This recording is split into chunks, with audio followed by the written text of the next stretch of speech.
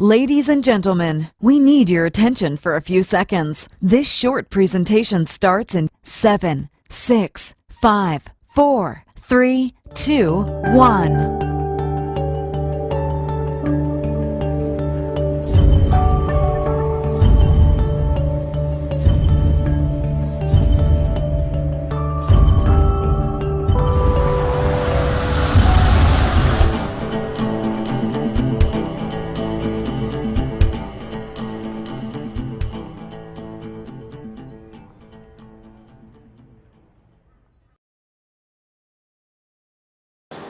Sheila, Sabune. I've been waiting for this memory lane because I'm usually edited out of so many. So I'm very excited that this time Globetech has no choice but to feature me as I'm one of the key elements in Sheila's life. Na na na, come on. Na na na, come on. Na na na na na, come on. Sheila had a nickname, really not a nickname, but just initials for her name. She was called SS. With her friend Jocelyn was JR. And back in school, those days, you know, the guys who were able to talk to SS were considered the cool guys. So, you know, you'd have this whole queue of guys trying to find a way to break that ice. Sheila's name is officially Oprah.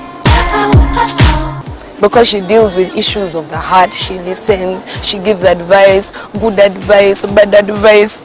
She's Oprah. I like it, come on, come on, come on, I like it, come on. I once heard he was called Chivunyu, is it something like that in school?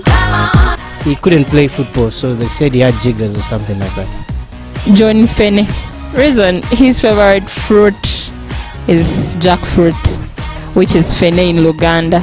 I never quite heard of him anywhere. So once when we were going to Muvende, I think it was Fort Poto, we found a primary school where I thought it must have come from.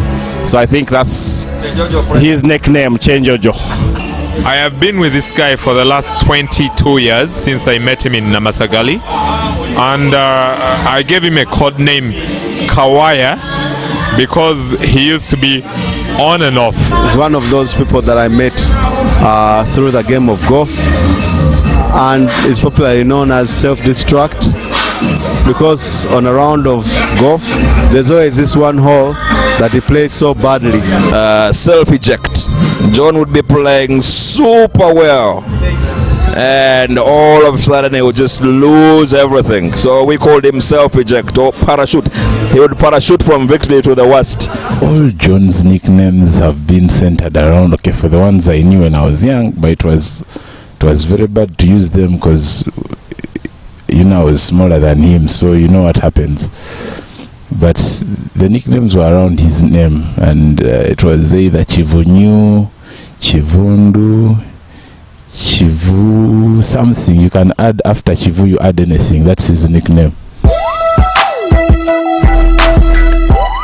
On the other hand, as much as they told you that John likes jackfruit, me, I'll only tell you which jackfruit he likes. It should have its seeds inside, then plus that brown coating that comes on top of the seed, because he eats it too.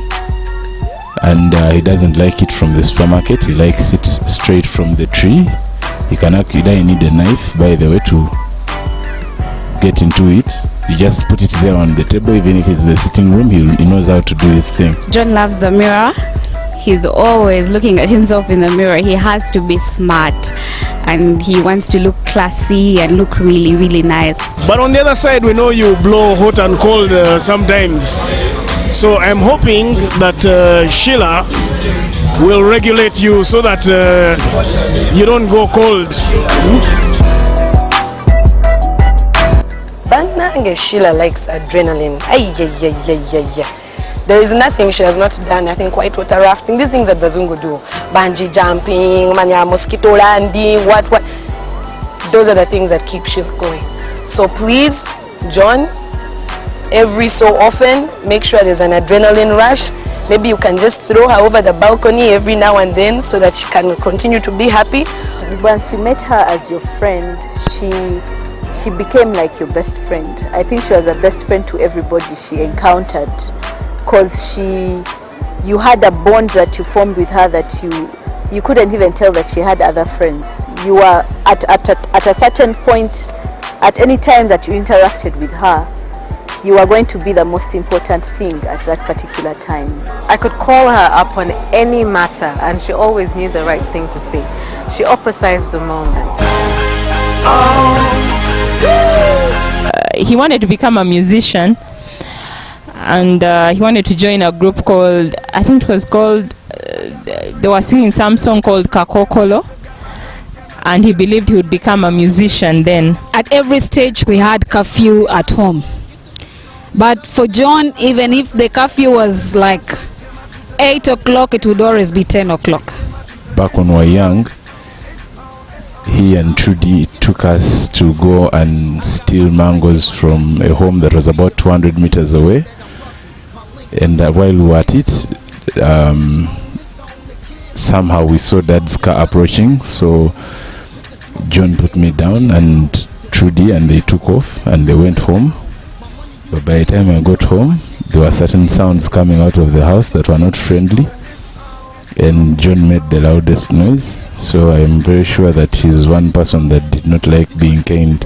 When he was in school, Mommy told me that he would always tell them to be very smart when they're going to see him. And if you're not smart, my auntie would always panic that he's going to chase them.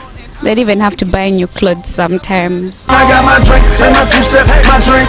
Sheila at Makerere had 3 or 4 businesses running at a time. Sabune, either she loves the money or she fears poverty. You know, I remember there was the airtime one, there was the salon one,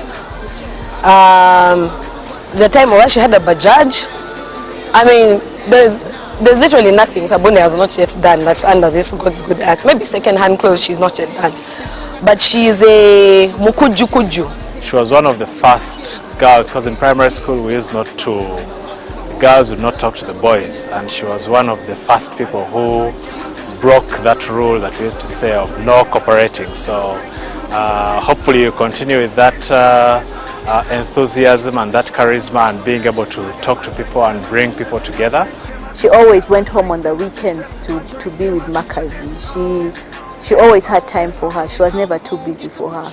And I was like, you know, that was a quality that would serve her well in a marriage.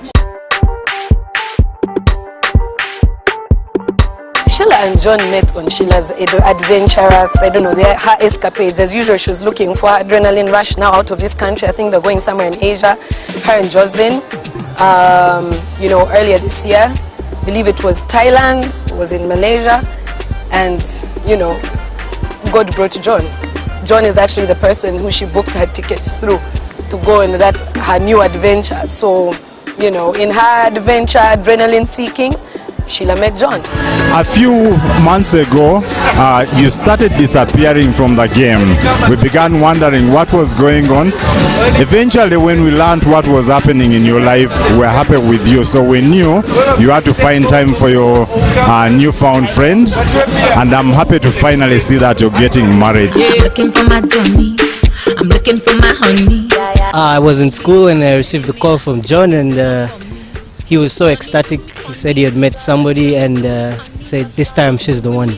I was WhatsApping Sheila and there was a picture, and yes, then I figured it all out, and when I asked her, she said, true story. My phone received like 30 WhatsApps from John, and all those were pictures, and the pictures were of one girl, and it was Sheila. John is my neighbor, so we share a compound. But I knew him before that. I knew him when he was in Namasagali. He didn't know me, but I knew him because we used to watch him during the productions. John lives on those apartments where Amanda lives. So we've been seeing him. He's not a stranger. He's one of the closest friends of Jocelyn's husband, who again, that is our family. So he has been our family member without us knowing. Auntie Sheila, we love you. We hope you have a good marriage. look to the big man up there. He'll keep you sane, he'll give you joy, and he'll be the one person that will answer all your prayers, and you can look to him at any time. Thank you for all the time we've shared since primary school. All the best. I have nothing but joy for you. I wish you all the love in the world. And in case you need backup, you call. Sheila, I wish you twins for your firstborn. I wish you many children, and I wish you good luck in your marriage. Congratulations. You're a great guy. I've known you for a while. I wish you all the best, and I wish you all the happiness in the world. And Uncle John, we hope you have fun with Auntie Sheila and have a good time. Kulika obuhulu. And let's have fun tonight, tomorrow, and this week. It's a funky situation.